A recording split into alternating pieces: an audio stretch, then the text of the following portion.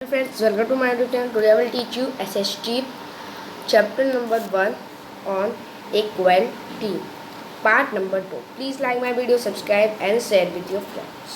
Start. Okay.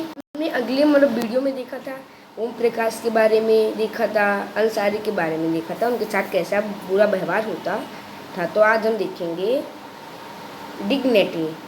Dignity मतलब होता है इज्जत। इसका मतलब होता है किसी की इज्जत करना।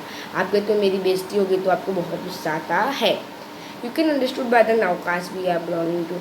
जैसे अभी कोई कास्ट पैदा हुआ, कोई धर्म में पैदा हुआ, कोई स्कूल में पढ़ा, ओके, मेल हो या फीमेल हो, ओके, तो उनको कोई इज्जत नहीं देता है। जैसे अगर कोई छोटा कास्ट में पैदा हुआ तो उनको कोई इज्जत नहीं देता है, ओके। ओम प्रकाश एंड वाल्मीकि जो थे, अंसारी थे, उनके साथ भी ऐसा ही हुआ था कि उनका कास्ट अलग है, रिलीजन अलग है। When person are treated unequally their dignity is violated. The dignity of the both. Om Prakash Ansari के साथ भी ऐसा हुआ था क्योंकि ओम प्रकाश को मतलब ना अच्छे से स्कूल में उनके साथ ट्रीट किया जाता था। अंसारी के साथ क्या होता था, उनको कोई घर नहीं दे रहा था, ये नहीं दे रहा था। बाय पिकिंग ऑन हम मेकिंग हिज स्वीप। उन्होंने एक बार देखा कि ओम प्रकाश स्कूल में मतलब सब साफ कर रहा है, तो उनके पापा आए थे, एक दिन पेरेंट्स आए थे, तो उन्होंने टीचर को देखा। टीचर को उन्होंने कहा आप मेरे बेटे को इज्जत नहीं देती हो, ओके। एंड अदर स्टूडेंट भी उसको, जो ओम प्रकाश था, उसको अच्छे से नहीं देते थे इज्जत, ओके। एंड बाद में ओम प्रकाश तो बहुत ही इनको सब सिचुएशन से कितना गुजरना पड़ा था। ये सब उनके फादर भी आए थे, उन्होंने बहुत गुस्से थे। उन्होंने टीचर को कहा कि ये स्कूल में यही पढ़ेगा पर मैं भी इसको ले जाऊँ। अंसारी के साथ भी ऐसा हुआ, कोई इसको घर नहीं दे रहा था, कोई अपार्टमेंट नहीं दे रहा। तो डीलर ने कहा कि तुम अपना चेंज कर लो, अपना चेंज नेम कर लो। उन्होंने कहा नहीं, मैं अपना नेम नहीं चेंज करूँगा। ओम प्रकाश एंड अंसारी को भी ट्रीट किया जाता था। एंड जो यहाँ पे ये एक मूवी का है दीवार, तो वहाँ पे जैसे एक बार एक बच्चा दो बच्चे थे, वो जूते साफ करते थे, तो उसने वहाँ पे पैर रख दिया। अब उसने जूते साफ किए तो उसको फेंक के पैसे दे रहा था, तो बच्चे ने नहीं लिया। उसने कहा कि वापस उसने अपना पैसा कर दिया। ये दीवार पिक्चर का है, ओके। अब इक्वलिटी किसकी इक्वलिटी समानता। The Indian constitution is every person. India का जो कॉन्स्टिट्यूशन है वो सारे के लिए बराबर ही है पूरे कंट्री में, चाहे मेल हो फीमेल हो, कोई कास्ट ही हो या रिलीजन हो, कोई भी हो, इकोनॉमिक बैकग्राउंड हो, कोई भी हो, किसी को हमें हट नहीं करना है। It did not but only at least democratic India the principle are equality. हमारे जो इंडिया में सब रूल बनाए गए कि हम सब एक समान ही है। तो बाद में ये देखिए पार्लियामेंट पे दिखाया गया कि सारे लोग ये देखिए एक साथ खड़े हैं, कोई हिंदू है, कोई मुस्लिम है, अलग अलग सबने इंडिया को संभाला हुआ है। तो हमें सबको इज्जत देनी चाहिए। No law standard to protect people from the डिकेशमी एंड इल ट्रीट। हमें किसी को भी बुरी तरीके से नहीं व्यवहार करना चाहिए। अगर हमारे साथ कोई बुरी तरह से व्यवहार करे तो हमें लॉ के पास जाना चाहिए। लॉ सबके लिए एक ही है, हम केस कर सकते हैं। अभी के टाइम, पहले के टाइम ऐसा नहीं था पर अब के टाइम है। The Convention on the Equality includes some of the following provisions in the Constitution. First, that every person is equal. पहली कॉन्स्टिट्यूशन है कि सारे पीपल एक समान हैं। What is the mean? कि सारे पर्सन, चाहे अपना वो प्रेसिडेंट हो या कांता जो एक वर्कर थी, नौकरानी थी, वो हो, सबके लिए एक ही है। प्रेसिडेंट चाहे हो या कोई आम इंसान हो या प्रधानमंत्री हो, सबके लिए एक ही रूल है। कि फर्स्ट पॉइंट ये हो गया। फर्स्ट पॉइंट आप ये याद रखिए, मेन है कि सबके लिए, हमें किसी का भेदभाव नहीं, सब एक जैसे हैं, सबके लिए एक ही रूल है। Second, no person can again on basis है। किसी को भी ये नहीं करना चाहिए कि ये हिंदू है, ये मुस्लिम है, ये दूसरा कास्ट है, ये कहाँ पे पैदा हुआ है। फीमेल मेल में भी कोई भेदभाव नहीं करना चाहिए। ये दूसरा हमारा पॉइंट है। अब तीसरा पॉइंट है third, every person can access और पब्लिक इंक्लूड प्लेग्राउंड। सारे लोग पब्लिक प्लेग्राउंड ये सब इस्तेमाल कर सकते हैं, इन सबको है। और बहुत सारे देखता हूँ कि बहुत सारे देखिए, आपने देखा होगा जैसे ये हिंदू है, ये मुस्लिम है, तो मुस्लिम अगर हिंदू को छू देता है या हिंदू मुस्लिम को छू देता है तो कहते नहीं छूने का, ये तो दूसरे कास्ट का है, दूसरे रिलीजन का है, ये छोटे कास्ट का है। ऐसा नहीं करना है। The two way which the government has tried to implement inequality guarantee. उन्होंने कहा है कि अगर कोई आपके साथ अच्छा व्यवहार नहीं करेगा तो आपको जेल भी जाना पड़ सकता है। इसके ऊपर मतलब आपके ऊपर वो भी केस भी हो जाएगा, इसलिए आप प्रोटेक्ट रहिए। In addition law the government has also setup, मतलब गवर्नमेंट भी इम्प्रूव करना चाहती है, मतलब गवर्नमेंट जो है वो भी बच्चों को इम्प्रूव करना चाहती है, उनको ट्रीट देना चाहती है हर पर। अभी इंडिया में अभी भी इंडिया में भेदभाव होता ही रहता है। पहले के भी होता था, अब तो थोड़ा कम है, पर पहले बहुत होता था। One of the step taking by government ने एक मतलब स्टेप लिया है, दे रिफ्यू टू प्रोग्राम गवर्नमेंट स्कूल उसने बनाई, गवर्नमेंट एलिमेंट्री स्कूल बनाई है। वहाँ पे आपको खाना भी मिलेगा भरपेट, मतलब जो गरीब बच्चे वहाँ पे आके पढ़ के खाना भी खा सकते हैं। ये तमिलनाडु में पहला स्टेट है, फर्स्ट स्टेट जहाँ पे ये हुआ था। तो सुप्रीम कोर्ट ने कहा कि हम सारे स्टेट में इसको कर देते हैं, वो भी खाली 6 महीने में मुझे ये दिखना चाहिए कि ये हो गया है।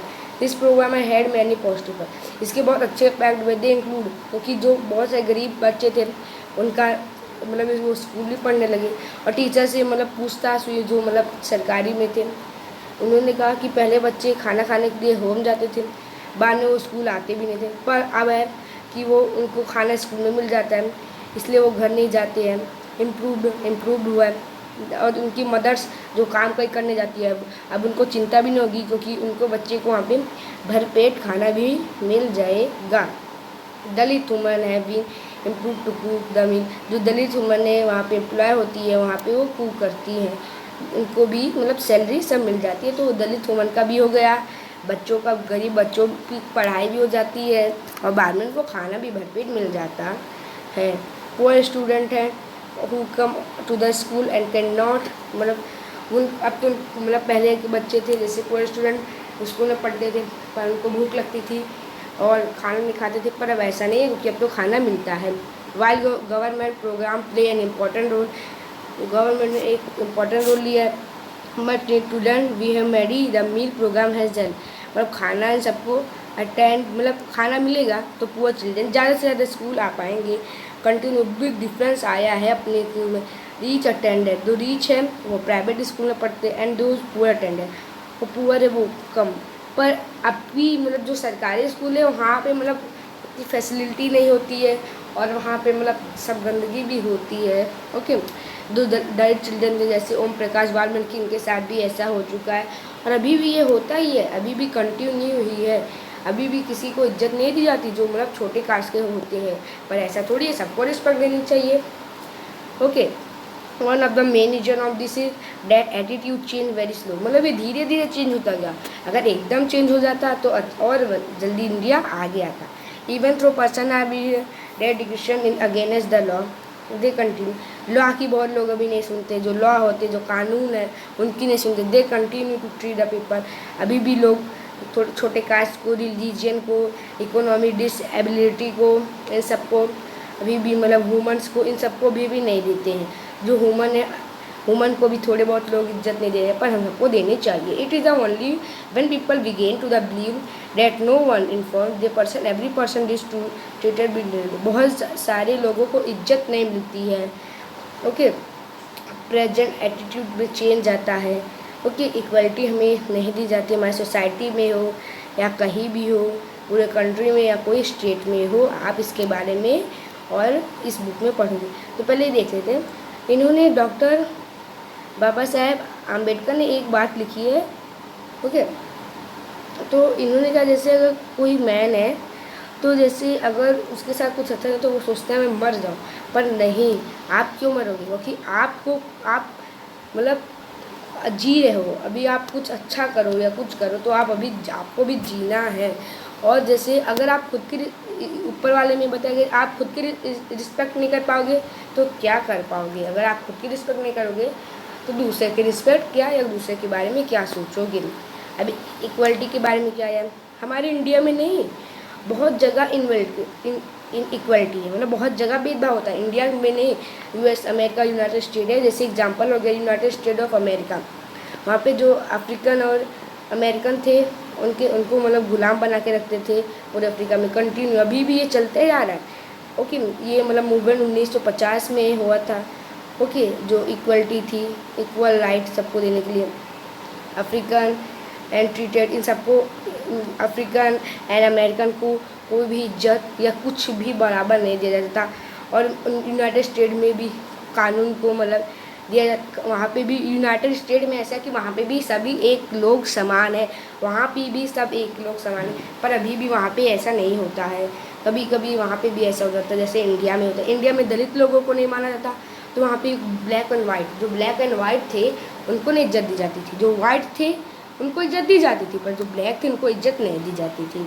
ओके, जैसे अभी कोई एक बार ट्रेवल कर रहे थे बस में, ओके, बाद में कोई जैसे ब्लैक लोग पहले बैठा, ओके, तो अगर कोई वाइट लोग आया तो वो कहता है उठो, क्योंकि बस में अगर कोई वाइट लोग आया और कोई सीट खाली नहीं तो ब्लैक को वो कहता है उठ जाओ मैं बैठूंगा, तो उनको उठना पड़ता था।